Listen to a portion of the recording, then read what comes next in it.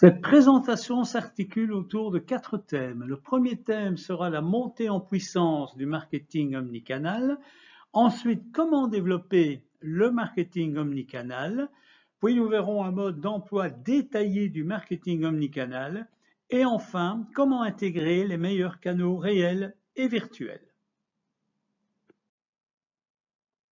Imaginez un consommateur qui visionne une publicité à la télévision. Convaincu d'acheter le produit, il visite le point de vente près de son domicile pour y découvrir le produit. Après avoir examiné le produit et d'autres produits concurrents et discuté avec le vendeur, le consommateur décide finalement que le produit vu à la télévision est le meilleur. Il se connecte alors sur Internet, il y recherche le même produit et l'achète à meilleur prix. Imaginez à présent un consommateur qui visionne une bannière sur un site web. Il consulte les réseaux sociaux avec son smartphone pour obtenir plus d'informations sur le produit. Un message posté sur les réseaux sociaux le conduit alors à surfer sur un site de comparaison de produits que le client parcourt rapidement. Le client sélectionne à ce moment le produit le meilleur sur le marché, cherche le magasin le plus proche de son domicile et finalement il va pour l'acheter. Le premier scénario est appelé furetage en magasin, showrooming, et le second, web repérage, de l'anglais web roaming. Les deux sont des scénarios d'achat communs à l'ère numérique. Les clients sont devenus de plus en plus mobiles et ne se limitent plus à un canal de vente. Mais évidemment, si le refutage en magasin, le web repérage implique l'utilisation d'Internet au cours du parcours d'achat, les phénomènes ne sont pas opposés, mais plutôt complémentaires. Les consommateurs évoluent constamment d'un canal à l'autre et attendent une expérience client sans difficulté ni blocage ni sans issue. Elle doit être optimale. Malheureusement, les circuits de commercialisation traditionnels ne sont pas toujours organisés pour permettre une transition harmonieuse. De ce fait, ils créent une énorme occasion manquée de réaliser des ventes. C'est la raison pour laquelle le marketing omnicanal, donc l'intégration de tous les canaux pour créer une expérience client homogène et cohérente, s'est développé. Le marketing omnicanal vise à développer l'organisation et à unifier toutes les stratégies des différents canaux, à inciter le consommateur à choisir, à sélectionner une marque. Les deux canaux, online et offline, sont indispensables au développement du produit et du service. C'est l'exemple des cabines d'essayage virtuelles. Comment une plateforme en ligne peut-elle créer un avatar 3D d'un consommateur sans passage sur un point de vente physique? Un peu compliqué. Une première piste pour développer le marketing omnicanal consiste à développer le commerce mobile dans l'économie de l'immédiateté. Alors, cette économie se caractérise par la mise en place de services à destination de consommateurs qui souhaitent une réponse instantanée à leurs besoins. Cela s'explique à mesure que les consommateurs deviennent de plus en plus mobiles et connectés. Le temps devient la ressource la plus rare dans leur vie. Ils choisissent donc des marques qui offrent une commodité d'accès et de transaction. Ils espèrent des solutions instantanées, sans souci et adaptées à leurs besoins. La vitesse de livraison est d'ailleurs importante, et même plus importante que les produits et services eux-mêmes. Dans l'économie de l'immédiateté, les marchés en temps réel, de type Uber, Airbnb, relient les vendeurs et les acheteurs. Ils sont florissants. Les téléphones portables sont aussi sans doute à l'origine de ce développement. De plus, on va retrouver un autre phénomène, c'est la technologie habitronique. Alors, cette technologie habitronique consiste notamment en un vêtement, un accessoire comportant des éléments informatiques ou électroniques avancés. Parmi cette technologie, on trouve d'ailleurs les textiles, chandails, gants, les lunettes, les fameuses Google Glasses, ou des montres connectées. Ce qui est intéressant, c'est que la technologie habitronique encourage des initiatives en mettant à portée de main des téléphones portables, des objets mettables qui sont presque toujours portés par les consommateurs ou se trouvent à proximité, ce qui permet aux marketeurs de recueillir des informations sur le parcours client. Donc, l'intérêt de développer ces technologies. Une deuxième approche pour développer le marketing omnicanal consiste à faciliter le web repérage dans le magasin. Dans les magasins qui ont pignon sur rue, les clients doivent souvent parcourir une multitude de rayons avant de prendre une décision d'achat. Les spécialistes du marketing doivent aider les clients à sélectionner leur marque au milieu de la cohue et du brouhaha. C'est la raison pour laquelle ils peuvent utiliser différentes techniques et notamment la technique des capteurs qui apportent des réponses pour la connexion en direct dans les magasins. Les détaillants peuvent placer des balises aux endroits stratégiques de leur point de vente. Ils peuvent communiquer avec les smartphones des clients en utilisant la technique Bluetooth, en créant des connexions d'appareil à appareil quand ils sont proches les uns des autres. C'est l'Internet des objets. Les balises incitent également les détaillants à envoyer des offres personnalisées aux smartphones des clients en fonction de leur localisation précise dans le magasin. Disposant de données sur le comportement des clients, les offres peuvent être très personnalisées et par conséquent se transformer en achats. On peut même aller plus loin avec la connectivité, donc ce qu'on appelle l'Internet des objets, qui rend le web repérage simple et immédiat. Ils permettent aux canaux et en pignon sur rue de disposer d'un contenu numérique pertinent qui facilite les décisions d'achat, que ce soit le détail du produit ou les commentaires des pairs. Il améliore de manière significative l'ensemble de l'expérience omnicanale et aide les distributeurs à améliorer leurs ventes.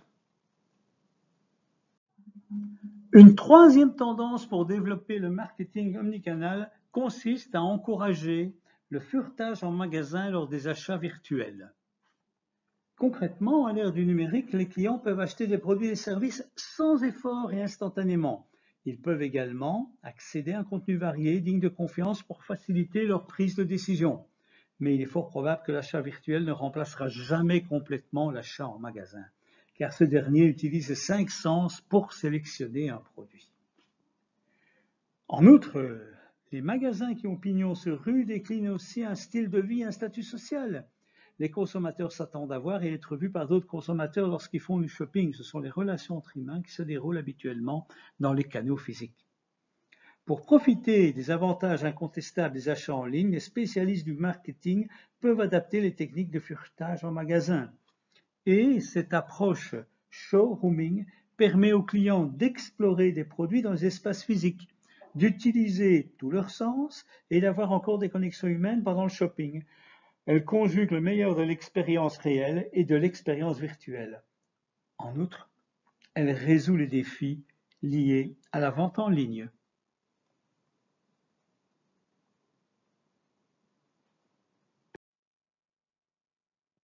Quand on parle de développement du marketing omnicanal, on doit souvent aussi parler d'expérience omnicanale et d'analyse des gros volumes de données, le big data. L'idée est d'optimiser l'expérience omnicanale. Alors, le showrooming, le webrooming utilisent des appareils mobiles, les téléphones, les portables, comme interface. En dehors de ces interfaces, les appareils mobiles sont des outils efficaces pour saisir les données. Les appareils mobiles servent de lien entre le monde numérique et le monde physique. Les marketers peuvent visualiser une image complète du parcours client dans le monde réel et virtuel, ce qui était auparavant impossible.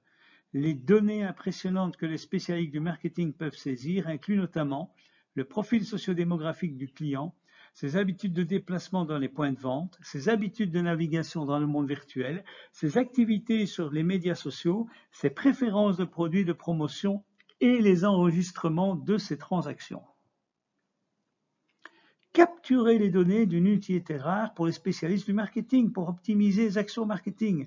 Savoir comment les consommateurs se déplacent et passent leur temps à l'intérieur du point de vente permet aux spécialistes d'optimiser la scénarisation du magasin et le merchandising visuel. Comprendre quelle promotion fonctionne pour chaque client individuel permet aux professionnels d'adapter leur message et d'éviter d'envoyer du spam. C'est réellement un élément essentiel de la stratégie. Alors, toutes ces tendances qui concernent le commerce mobile, le web repérage, le furetage en ligne et l'analyse des canaux améliorent et intègrent les canaux de vente de communication des marques pour offrir une expérience omnicanale holistique. Pour développer une stratégie de marketing omnicanal efficiente, les spécialistes du marketing doivent analyser plus finement le parcours client. Ils ont besoin de cartographier tous les points de contact possibles et les canaux à travers le modèle des 5A. Comme il existe de nombreuses combinaisons possibles des points de contact et des canaux connus par les consommateurs, les spécialistes du marketing doivent en identifier les plus populaires. La stratégie du marketing omnicanal devrait se concentrer sur l'intégration des canaux les plus populaires et ainsi développer différentes étapes. Première étape, il s'agit de cartographier tous les points de contact et les canaux possibles du parcours client, de manière à savoir comment le consommateur va raisonner. Ensuite, on va identifier les points de contact et les canaux cruciaux. Tout consommateur peut choisir de vivre une expérience qui combine un ensemble de points de contact et de canaux dans une séquence qui lui sera personnelle, et c'est le scénario du parcours client qui devra être identifié, d'autant qu'il peut être différent selon les différents consommateurs. Et enfin, il s'agira d'intégrer les points de contact et les canaux les plus efficients en leur allouant les ressources financières supplémentaires. Pour offrir une expérience client omnicanal, les entreprises doivent également créer une structure organisationnelle qui opérationnalise la stratégie. L'idée, c'est qu'on mette en place la meilleure stratégie pour pouvoir suivre le client tout au long de son parcours. Pour développer le marketing omnicanal, il convient d'articuler du marketing traditionnel et du marketing digital. Imaginons un client qui décide d'acheter un véhicule automobile. Lors de la prise de conscience, il va découvrir par exemple une annonce. Dans le cas où il donne un avis positif, il va passer à l'acte suivant ce que l'annonce lui propose. Par exemple, rechercher des informations sur différents modèles. Pourquoi pas programmer un essai, réaliser cet essai. Ensuite, précommander la voiture, la payer, l'utiliser et la mettre à l'entretien. Et ce n'est qu'ensuite qu'il recommandera l'utilisation de la voiture à ses pairs. Ce qui est intéressant, c'est qu'au niveau canal de communication, on peut être confronté à deux approches. D'abord, quels sont les canaux avec lesquels les clients interagissent? Tout d'abord, la communication. Ainsi, au niveau de la prise de conscience, bannières et annonces imprimées, et puis bannières publicitaires et QR codes, le marketing de contenu et les médias sociaux. Mais il y a aussi un second canal, le canal de vente, où on verra le rôle du centre d'appel, de la force de vente, et enfin, au moment d'acheter, le point de vente, l'atelier de réparation, la force de vente. Comme quoi, le tout forme un tout, le marketing omnicanal est essentiel. Quoi qu'il en soit, le marketing tactique va aussi se caractériser par un marketing omnicanal pour renforcer l'engagement du consommateur. Concrètement, on va intégrer les médias et les expériences utilisateurs traditionnels numériques. On va développer le commerce mobile dans l'économie de l'immédiateté. On va faciliter le web repérage en magasin, c'est-à-dire que dans le magasin, on va utiliser la possibilité pour le consommateur de se connecter. Donc, dans le magasin physique, on se connecte au magasin virtuel. On va encourager le furetage en magasin lors des achats virtuels, donc inviter lors du web roaming, donc la visite du point de vente virtuel, à venir voir ce qui se passe dans le magasin. On va optimiser l'expérience omnicanale en analysant les gros volumes de données, le big data, pour savoir comment le consommateur réagit.